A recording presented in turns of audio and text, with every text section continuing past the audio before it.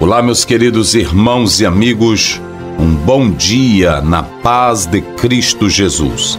Nossa reflexão continua no segundo livro do Velho Testamento, no Pentateuco Bíblico, o livro de Êxodo. Estaremos lendo o versículo 27 até o 31 do capítulo 4. A palavra do Senhor nos diz assim: Disse também o Senhor a Arão: Vai ao encontro de Moisés, ao deserto. E ele foi, encontrou no monte de Deus e o beijou.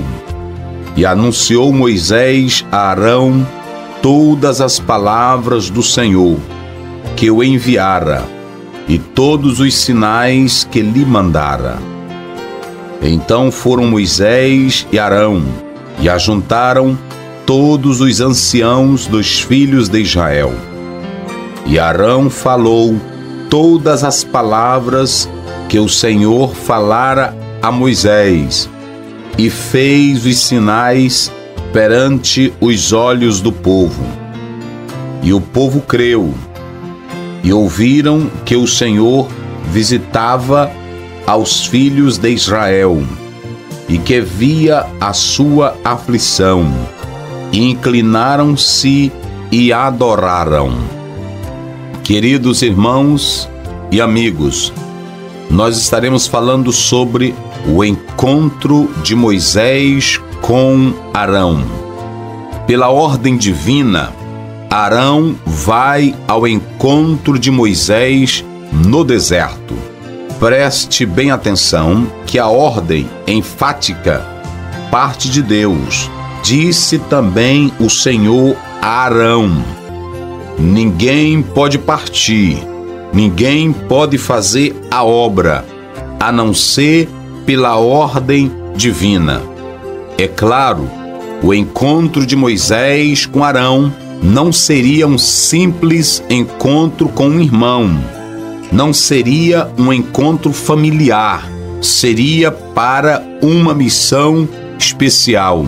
Por isso, Arão vai pela ordem divina. Quem parte sem a ordem de Deus, quem tenta fazer o trabalho do Senhor sem que seja ordenado por Ele, fracassará. Nós temos aí a palavra deserto. É bom entender que essa palavra, dentro desse texto aqui, não está se falando de um lugar como o deserto do Saara, mas tratava-se de um sertão, como é comum aqui na região do Nordeste brasileiro. É bom levar em consideração que quando Arão vai ao encontro de Moisés, ele recebeu também de Deus revelações. Nós podemos analisar isso claramente dentro desse capítulo bíblico. O encontro entre os dois irmãos vai se dar entre Midian e o Egito. Isso lá no Monte Sagrado. Para muitos estudiosos, o lugar sagrado já era conhecido por muitos judeus. O lugar para onde vai Arão e Moisés não era estranho também para o povo de Deus. E essa palavra, que por vezes nós encontramos monte de Deus, monte sagrado, não é porque ali Deus escolheu para ser sagrado, mas, por vezes, os locais onde Deus se manifestava, por vezes, passava a ser considerado sagrado para o povo de Deus. Não porque Deus o tenha feito sagrado, mas por causa da sua aparição, o povo de Deus, em sua tradição, valorizava aquele local que Deus havia se manifestado ali. Esse monte já era conhecido dos judeus e de muitas outras pessoas, mas ali o monte de Deus, o Monte Sinai, tornar-se-á reconhecido por causa de alguns eventos que Deus fez, como a entrega da lei e a sua manifestação. Daí, o monte se torna sagrado por esses eventos. Os dois, Moisés e Arão, estão cientes do chamado divino, e especialmente a missão para a qual estavam enviados. Isso é interessante porque você não tem como fazer a obra junto com um amigo, com um companheiro, se os dois não estiverem afinados nesse particular. É isso que nós podemos ler em Amós 3:3. Andarão dois juntos se não tiverem de comum acordo?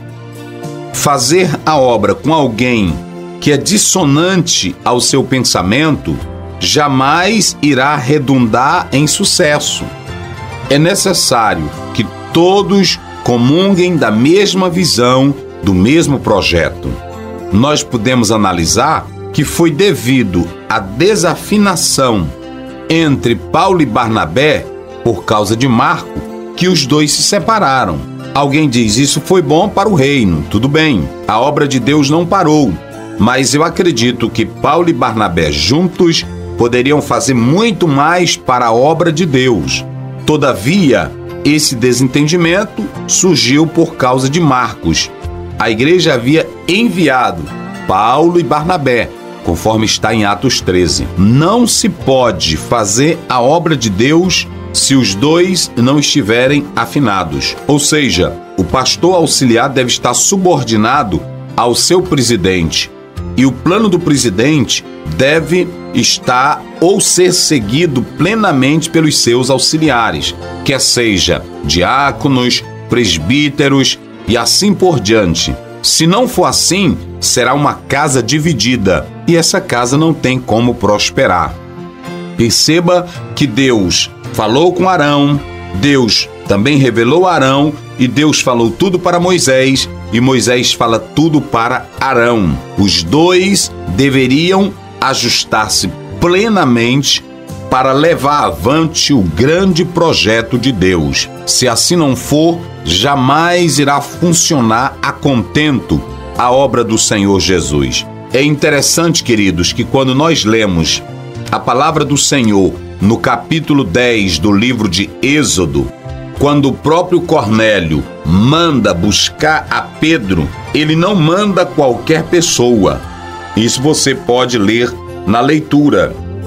A palavra do Senhor diz que Cornélio mandou um homem que também era um dos seus e que comungava, que tinha a mesma visão do próprio Cornélio. Cornélio não manda qualquer um. Cornélio manda um dos seus que tinha temor. Olha aí o verso 22 de Atos, capítulo 10. E eles disseram: Cornélio, centurião, varão justo e temente a Deus, e que tem bom testemunho de toda a nação dos judeus, foi avisado por um santo anjo para que te chamasse à sua casa e ouvisse as tuas palavras. Então perceba que aqui você tem o envio de um homem da parte de Cornélio para Pedro, porque Pedro vai recebê-lo. E esse homem que Cornélio envia tinha a mesma visão que ele, a visão do seu patrão, a visão do seu chefe. Então ele manda essa pessoa temente, essa pessoa que tinha a Deus. Então não há como trabalhar junto se os dois não estiverem afinados. Então nós podemos analisar que os dois irão para uma grande missão, tendo a mesma visão, o mesmo pensamento, a mesma mensagem. Eles reúnem os anciãos dos filhos de Israel e Arão, como porta-voz, relata tudo ao povo de Deus, fazendo perante eles os milagres como credenciais de que Moisés era o enviado. No presente versículo, não há qualquer rejeição ou incredulidade manifestada por parte dos israelitas, mas posteriormente isso será manifestado. Pelas palavras mencionadas e os milagres realizados, o povo creu e alegrou-se. Isso pode ser comparado com a mensagem do Evangelho, que o pecador recebe, a qual lhe é manifestada com poder e sinais, conforme Marcos 16:20, 1 Tessalonicenses 1:5. Guarde essa palavra no seu coração, que Deus nos abençoe para sempre. Amém.